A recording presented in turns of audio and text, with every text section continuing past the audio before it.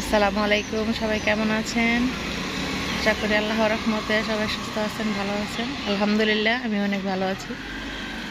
কালকে সন্ধ্যায় আমি আমার গ্রামের বাড়িতে, আমার বাবার বাড়িতে বেড়াতে আসছি। যে সকালবেলা উঠলাম, সকাল বলতে এখন প্রায় 10:30। একবার উঠেছিলাম 9টার দিকে, তো কুয়াশা তাড়াতাড়ি শেষ হয়ে গেছে। এখন প্রায় 11টার কাছাকাছি। দেখেন তারপরে কি কুয়াশা। এই যে সবাই ক্ষেত থেকে সবজি তুলতেছে, টাটকা টাটকা সবজি। গ্রামের বাড়িতে আসলে এটাই অনেক মজা। তো আজকে সারাদিনের ব্লগটা আপনারা দেখবেন, অবশ্যই আপনাদের কাছে ভালো লাগবে। এখন সকালে প্রকৃতিটা কত সুন্দর, মাশাআল্লাহ। একটু পরে বের হয়ে দেখাবো। এখন ঠান্ডার জন্য বের হতে ইচ্ছে করতেছে। এটাই হলো গ্রামের প্রকৃতি।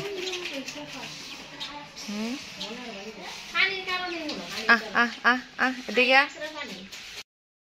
আমার বাবা বাজার থেকে নারকেল নিয়ে আসছে, এগুলো দিয়ে পিঠা তৈরি হবে। তো পিঠা বানানোর সময় অবশ্যই আবার দেখা হবে। তোমরা কি রান্না করতেছো? মুরগির মাংস, তারপরে দিকে কি কার্পু মাছ। মাশাআল্লাহ, মাছটা কত সুন্দর কথা বলতেছে মাছটা। মাশাআল্লাহ, দেখুন মনোরাই মাছটা থেকে কি সুন্দর ডিম বের হয়েছে। অনেক বড় হয়েছে ডিমটা, মাশাআল্লাহ। সব অনেক সুন্দর করে কাটার পরও এটা নড়াচড়া করতেছে।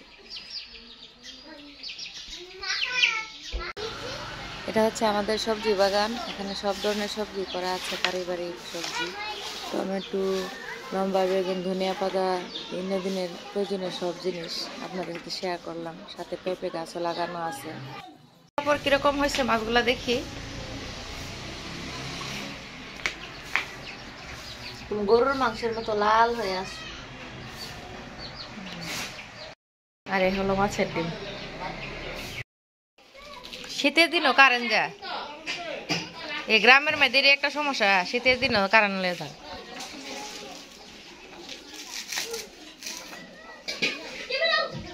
দুইটা নারকেল কত নিছে? 300, 150 করে একটা।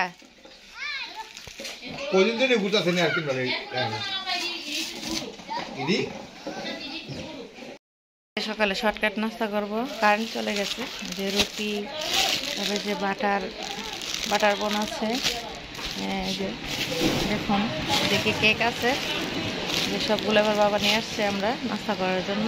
কারণ আমি সকালবেলা ভারী নাস্তা ভালো লাগে না। আজকে একটু দেরি হয়ে গেছে উঠতে, সেজন্য বলছি যে পরোটা করার দরকার নেই, আচ্ছা চা রুটি কেক এগুলোই খাবো।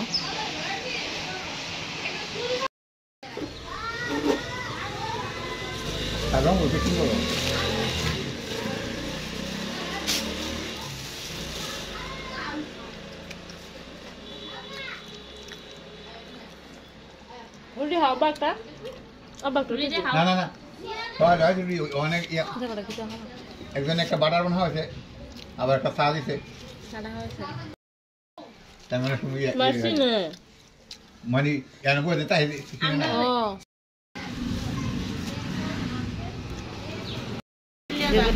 টাটকা সবজি, সিম, এদিকে টমেটো, কাঁচামরিচ, টমেটো কাটে নিয়েছি। সবকিছু রেডি হচ্ছে রান্না করার জন্য। রান্নার প্রস্তুতি চলতেছে। তো রান্নার জায়গায় গিয়ে আবার দেখা হচ্ছে। এই যে দেখুন বাহিরে রান্নার প্রস্তুতি চলতেছে।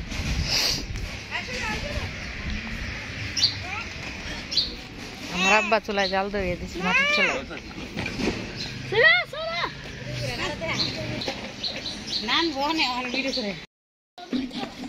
রান্না বাড়ার আয়োজন।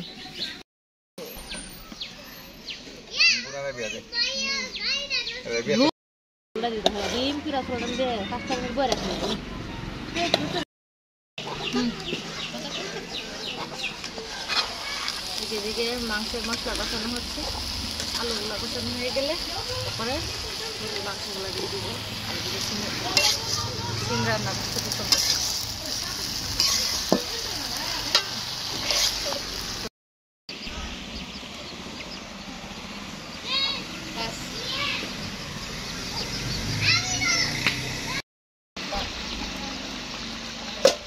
দেখুন মাংসটা খুব সুন্দর, মাংসের ঝোলটা কষানো হয়ে গেছে। ওখানে যে মাংসটা দিয়ে দিব। অন্য সময় ভেজে রান্না করি, আজকে মন চাইলো সব মাখিয়ে টাখিয়ে এরকম ভাবে রান্না করার জন্য। ভেজে রান্না করলে একরকম আর এমনিতে করলে আর একরকম। মাটির চুলায় যেভাবে রান্না করবেন সেইভাবে অনেক স্বাদ। যারা যারা মাটির চুলা রান্না খাইছেন অবশ্যই বুঝবেন।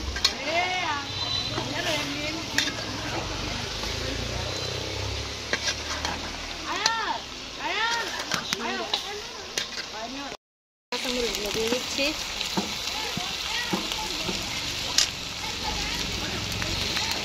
মাটির চুলায় তো একটু জল দিয়ে দিচ্ছি কষানো হওয়ার জন্য, হলে লেগে আসে।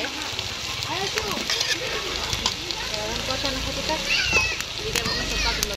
ডিম, মাছের ডিম বোনা।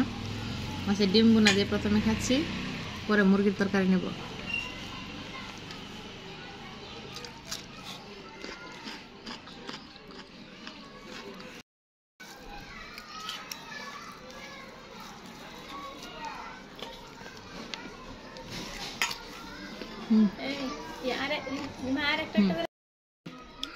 মাশাআল্লাহ, ডিম বোনাটা এত মজা হচ্ছে কি বলবো, মানে সেই লেভেলের টেস্ট। এই যে অনেক মজা হয়েছে ডিম বোনা। আর এই যে পোলাও ভাত। কালকে বাবার বাড়ি আসলাম, আসলে বাবার বাড়িতে আসলে মজার মজার জিনিস খাওয়া যায়। তো মুরগির তরকারিটা নিয়ে জানাচ্ছি কেমন হচ্ছে। টেবিলটা মাশাআল্লাহ দেখুন একটা বাজার হয়ে আছে। সব বোনেরা মিলে একসঙ্গে খেতে বসছি বাহিরে। মুরগির কলিজা, ধানের মাংস কেমন হয়েছে? টেস্ট অনেক মজা হয়েছে। আসলে অনেক স্বাদ, অনেক টেস্টি। এই যে কলিজা আমার ফেভারিট। কে কে আমার মতো বাবার বাড়ি থেকে এরকম রান্না করে খান মাটির চুলাই, অবশ্যই কমেন্ট করে জানাবেন। কলিজাটা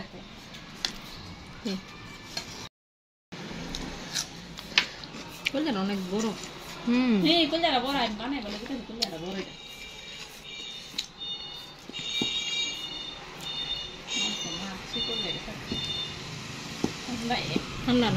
বন্ধুরা অবশ্যই কমেন্ট করে জানাবেন বা আজকে সারাদিনের ব্লগটি আপনার কেমন লাগছে।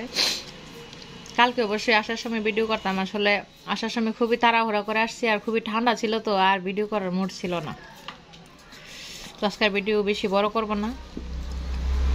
আমার ভিডিও যদি আপনাদের কাছে এতটুকু ভালো লেগে থাকে অবশ্যই লাইক কমেন্ট শেয়ার করবেন, আর খুব বেশি ভালো লেগে থাকলে আমার চ্যানেলটি সাবস্ক্রাইব করবেন। সাবস্ক্রাইব করে আমার পাশে থাকবেন। আমি আছি আপনার পাশে। তোমরা তো সবসময় আসো। তো সবাই সুস্থ থাকবেন, ভালো থাকবেন। আল্লাহ হাফেজ।